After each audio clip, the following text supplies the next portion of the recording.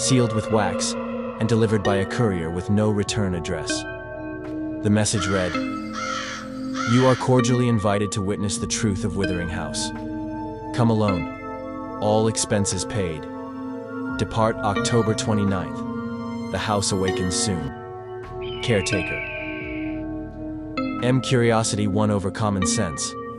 Each of them arrived at the same crumbling train station where no trains had stopped in decades. Except now, one waited, breathing steam like a dragon in hibernation. The house stood in silence on the edge of Withering Cliff, cloaked in black ivy and crowned with rusted spires. It was grotesquely elegant, as if designed by something that had read about architecture, but never quite understood human sanity. Each window seemed to breathe, and the stonework twisted unnaturally, like it had grown rather than been built. The guests were led in by the caretaker, a tall man with milky eyes and a stitched-shut smile. He never spoke, only gestured. They were not permitted to leave until the full blood moon passed. That first night, the house was restless. There were no clocks in Withering House, and time bent like warped glass. Shadows stretched longer than they should, and footsteps echoed before they were made. Every guest began experiencing different manifestations. The blogger heard children singing nursery rhymes through the walls, backwards. The psychic medium found mirrors that reflected rooms that didn't exist. The explorer filmed footage that later showed people behind him, people he never saw. The professor found ancient books that rearranged their words when left alone. And the amnesiac woman? She began to dream of rooms in the house she hadn't yet entered. They tried to stay together, but the house had rules. Each room had a personality, some mournful, some angry. A dining room where the table always set itself, full of rotted food that looked fresh. A ballroom that played music from the 1800s. If you danced too long, you couldn't stop. A nursery with a crib that rocked itself. But the house wasn't just haunted, it was alive. And it fed on memory, fear, and regret. Each visitor's past began to resurface violently. The house knew them. The blogger's dead brother appeared in flickering TV screens. The medium's stillborn child cried in the nursery. The explorer found footage of his own death. The professor met a doppelganger who insisted he was the real one.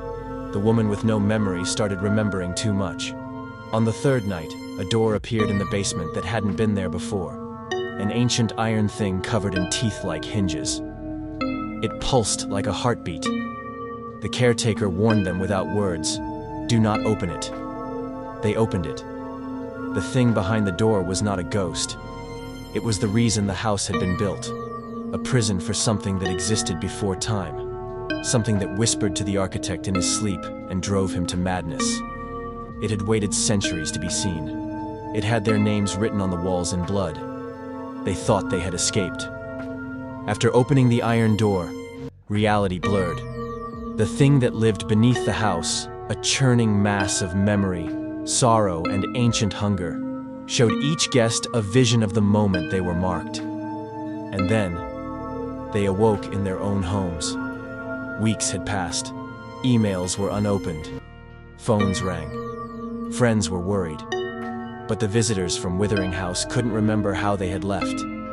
They only recalled screaming, running, and the caretaker watching as the door closed behind them, smiling.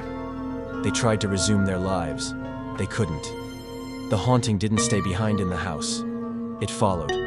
The professor began receiving packages at his door, ancient books with titles that shifted as he read them. The explorer found extra footage on his camera of himself sleeping, filmed from inside his room. The blogger's laptop kept typing by itself, always the same message. "You never left." The medium's tarot cards melted in her hands, and the amnesiac woman began to dream in reverse, waking up screaming words in languages no one recognized. The house was coming for them. Her name was Rhea Langford. She had been to Withering House once before, 33 years ago, but she had no memory of it until now. Rhea was 5 when she was reported missing for 2 weeks. She was found at the edge of a cliff, comatose, mumbling about rooms with no end, and a woman in the mirror who wears your skin. Now she remembered the mirror room where her twin lived. A twin born of her reflection. A reflection that wants out. Something worse than a haunting began to happen. The house was rebuilding itself, in pieces, inside their homes. A hallway that shouldn't exist. A window looking out into fog when they lived in a city. A music box playing in the wall.